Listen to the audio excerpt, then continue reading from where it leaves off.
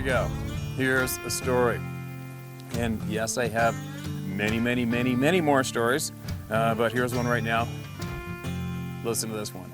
So it's probably, I don't know how many years, many years ago, I think I was probably 30 or something. I was helping a guy get a coastal bear, big. And so just so you know, where a freshwater creek or river, not so much rivers, but more creeks, where freshwater creeks enter the ocean on a gradual slope, you cannot, it's probably about as best a place as you're ever gonna get for finding bears, especially at low tide. Because when that ocean level goes down, there's typically gonna be some kind of an estuary there where that slow fresh water comes down, and for some reason, clams, mussels, oysters, everything. There's just so much life at the mouth of those freshwater creeks in the ocean. There's food literally everywhere. If I had to guess, it probably has something to do with all the dead salmon carcasses that have been fertilizing that creek for literally thousands of years. If I had to guess, that's why. It's probably why. At any rate, springtime, probably in the fall too, but springtime hunting bears, if I can find a freshwater creek that slowly dumps into the ocean, I'm hunting that creek, and I'm hunting it from the ocean edge up. Because, springtime, it can be pretty warm, but it doesn't matter if it's warm or hot out or cold. That creek is going to create cool air, and the creek's going to be coming obviously downhill all the time, and the cool air with that cool fresh water is going to be coming downriver all the time too. So it's basically unless it's a crazy storm, it's a guarantee that if you leave the ocean mouth of that creek and slowly still hunt up that creek, you're going to have a nice easy breeze in your face the whole time. No matter what time of day it is, you're going to try hunting that creek. So that's the number one reason why I love to hunt them, starting from the bottom up. Getting along the story, so here we are.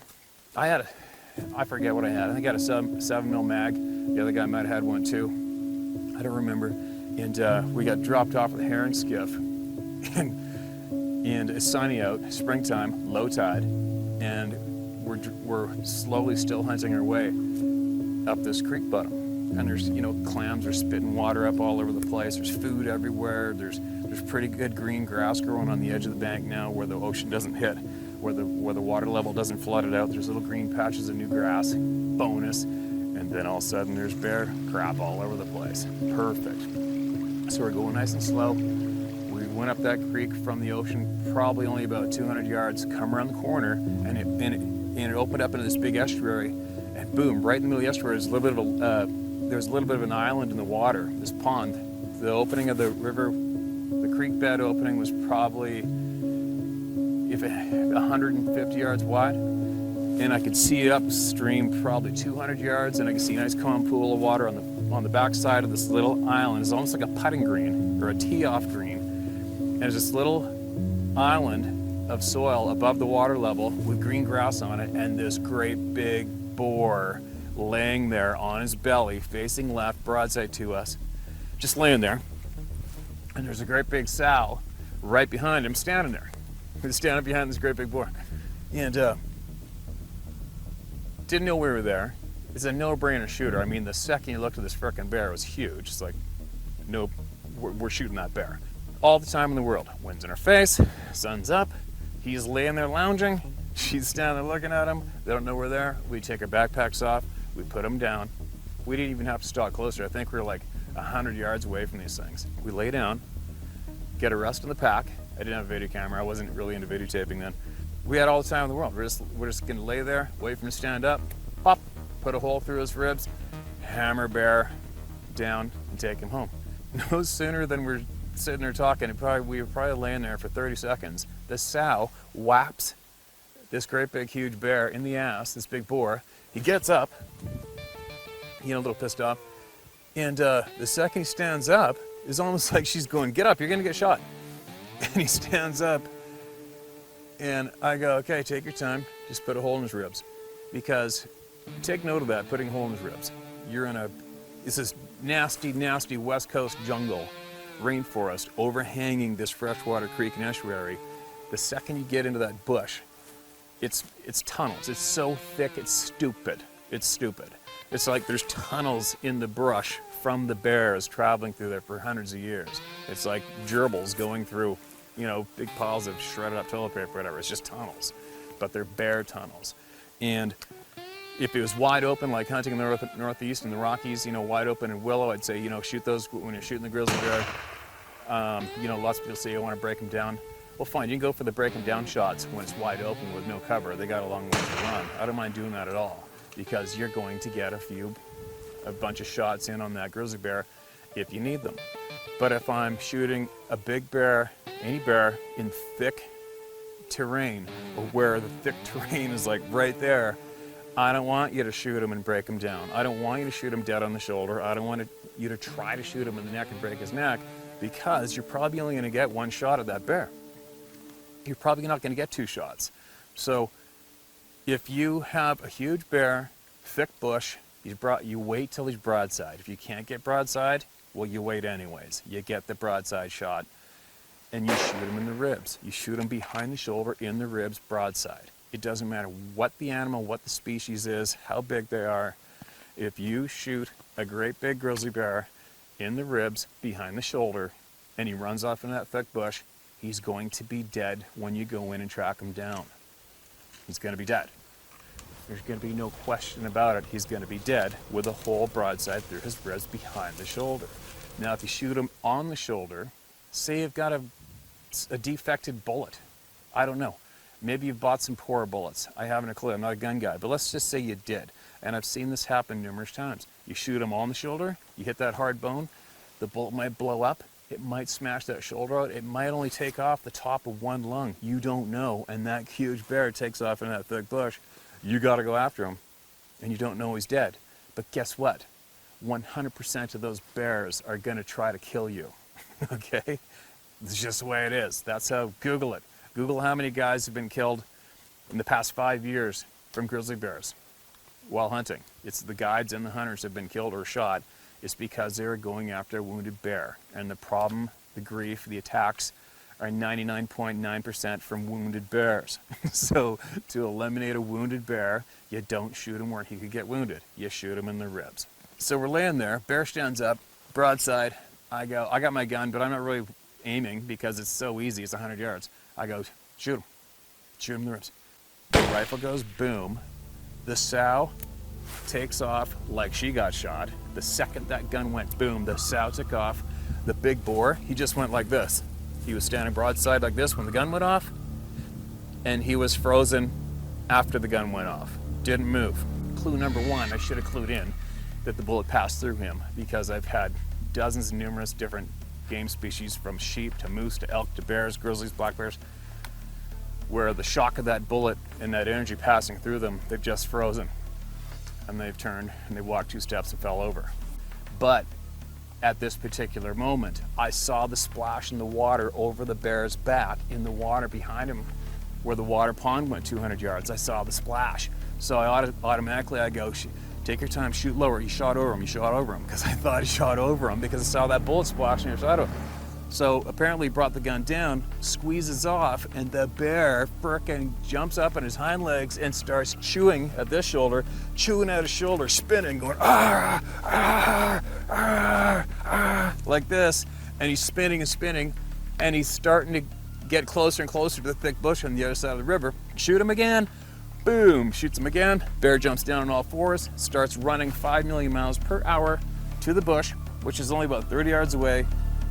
I think I got one quick shot off. I didn't even get a chance to aim. It's so fast. There's nothing faster than those big bears, nothing. He goes ripping off, disappears into a bear tunnel, into the jungle. He's gone.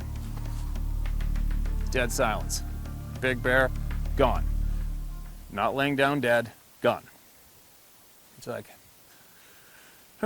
okay, well, he should be dead, right? So we waited about 15 minutes. You know, we were all excited and everything. Adrenaline was blasting. This great huge bear, talking the story, going over what happened. And I went over to the rock. There's all kind of rocks, and then overhanging cedar and everything. You know, where the bear just speared into the tight shlough and stuff. And I went over, and there's one drop of blood on the rock, one little chunk of meat stuck in the rock. No bear. I went up into the tunnel. I got my hands and knees, and I'm climbing along through the tunnel. And I saw one more drop of blood. I went about 25 yards, no bear, no sound of anything, no nothing, no blood. I'm like, oh my God, no. You know, it's like probably within the first couple hours, the light in the morning is springtime, so the days are longer. So we decide, all right, let's get out of here. We'll leave, and we'll come back in a few hours, and we'll bring a dog, and maybe a little more backup. Not that backup's that much fun, because as far as I'm concerned, the more guns in thick bush with a bear attack, the more chance you're going to get shot. So if I really could do it, I would rather do it by myself with a shotgun, with slugs, buck in the shotgun. That's your ideal weapon for going after a big wounded bear and thick willow and stuff. But at the time, I just had a left-handed rifle. I shoot left. Fast forward, 3 or 4 hours later, we go back. We got another guy who brought this great big handgun. We got 2 rifles, scoped, a dog that's not trained to blood trail, and off we go. We're going. You're on your hands and knees. That's all you can do. You're crawling on your hands and knees into this bear tunnel. Everybody's jacked up. Nerves are jacked up. I got 2 loaded guns behind my butt as I'm crawling along in a bear tunnel. It doesn't feel that great. But anyways, it's kind of relieved to be able to take off in this trail by myself for a little bit. Send those guys up the other trail. And they had the dog. And the rule was, we're whispering. We said, okay, if you come across a drop of blood of the bear, just go. That's it. It's one little short whistle. And that was the rule. So we split up. I'm going along my bear tunnel, and I went along it for probably 50 yards.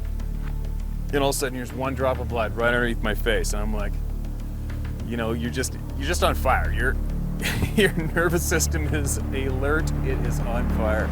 It's like, boom, all right, I'm on the trail, bear in front of me. He's in there, he's ahead of me somewhere. So I got my gun up in front of me, I go. And I slowly go moving along. And all of a sudden, next thing you know, this stupid dog comes flying up behind me, gives me a heart attack. I guess he heard me whistle, he comes running up. So now I got this dog, comes ripping up to me. He goes blazing ahead of me on the trail up ahead. So I'm sitting there dead quiet waiting, because typically when a dog goes after any kind of a bear, wounded bear, when bears turn on dogs, they chase them, and the dog will come back to you 100% of the time with the bear on its butt. So I already knew this. So after the dog went ripping by me, I just sat there dead silent waiting to hear any indicator that the bear was alive up there fighting with the dog. If so, I want to be ready for when the dog came ripping back to me and brought the bear with him.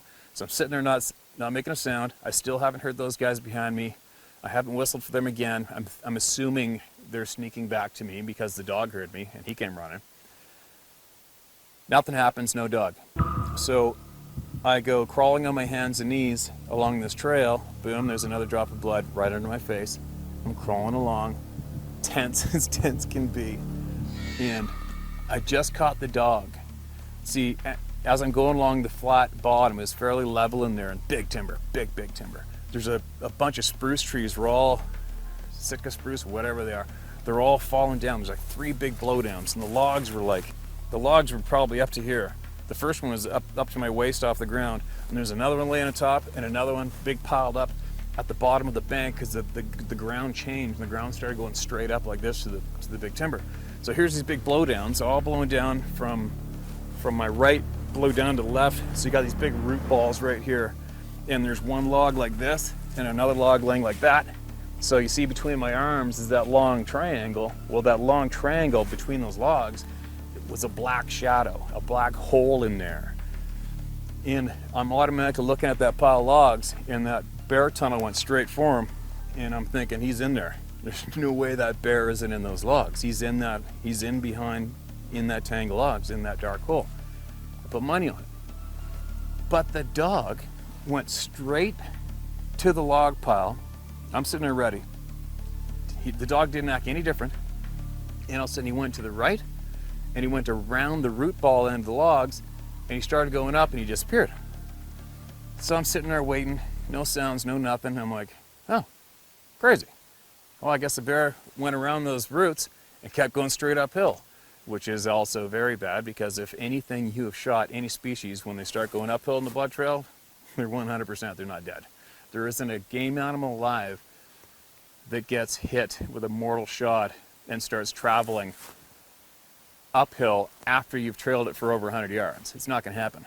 So I'm automatically thinking, well, the bear's not there. The dog just went right by that pile of root ball, that pile of logs. Nothing. I'm crawling my hands and knees through this tunnel. I get to the logs, and I'm able to stand up.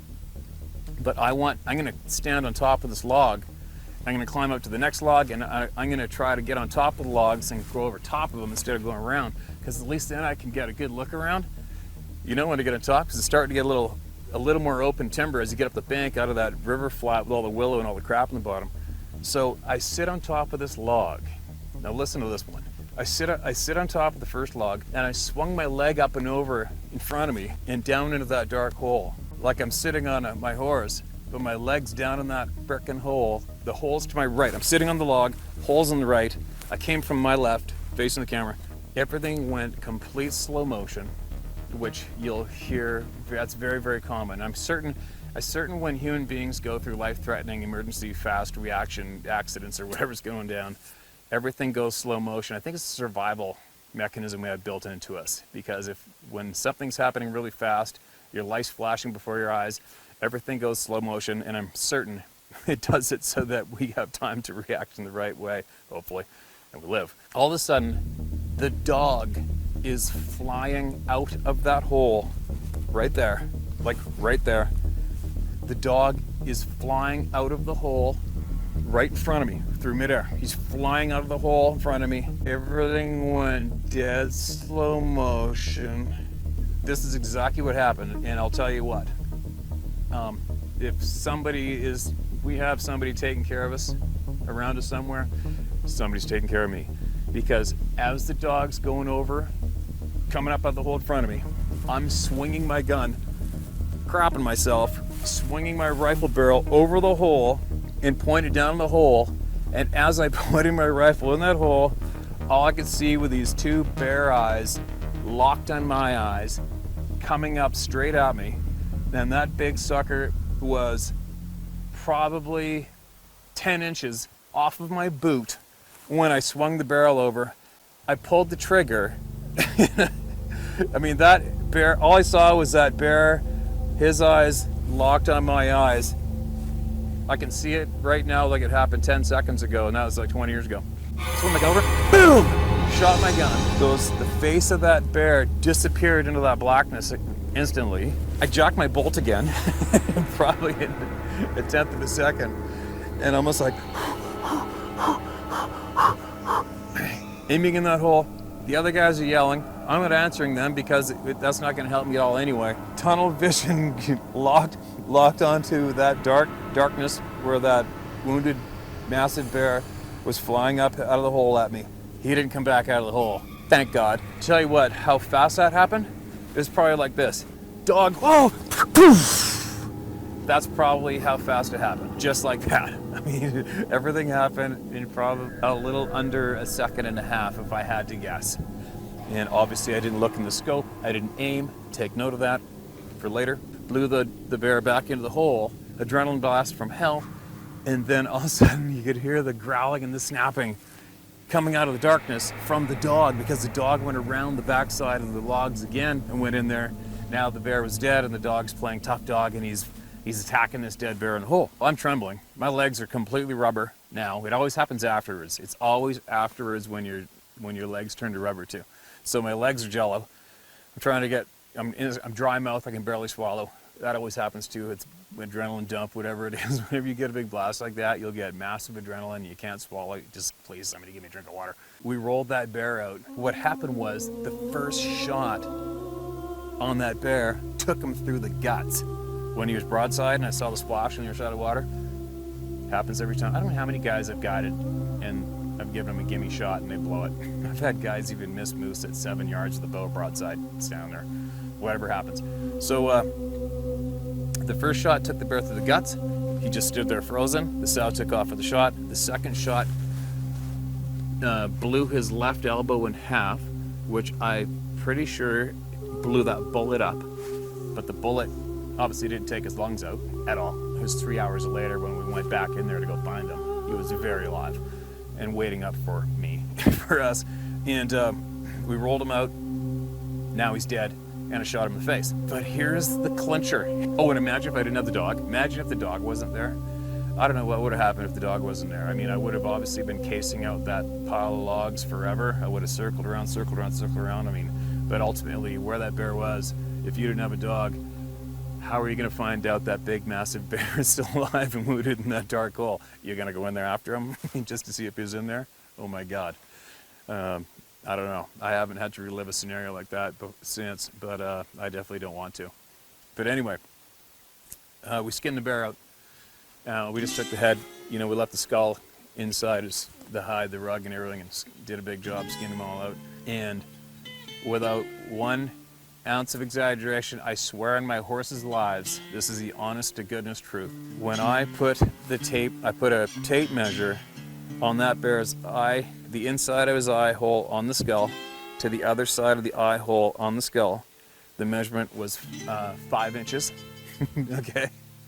My bullet hole was dead center on a Stanley tape measure. My bullet hole was exactly 2.5 inches on the tape, dead between his eyes. So, and I could play the macho. I could do the macho. I'm the cool guy. I'm the hero. Theme story and go, yeah, I shot him dead between the eyes. No, I didn't shoot that bear between the eyes. Somebody guided my bullet. There's no way. I mean, think about it. I'm going like this. Dog over my shoulder. Oh my God. Oh, poof. That's how I aimed. I didn't aim. Okay? I didn't aim. It was just like, bam! And I shot that bear on the tape measure to the millimeter, dead square between the eyes, 2.5 inches on the tape measure, and eye socket to eye socket was 5 inches. Hero. Oh, and the bear, how big was he? I think he was 7 3/4 foot bear. So, well, not an absolute gargantuan bear, but a big one. and he probably could have popped my head like a pimple if he felt like it in his mouth. So, either way, there you go. How's that for a hunt story? There you go. That was another crazy bear story experience that I've had. Haven't had one quite like that since. I definitely have a bunch more stories to come, and keep an eye out for them. And yeah, there you go. Be safe out there. Hunt stories.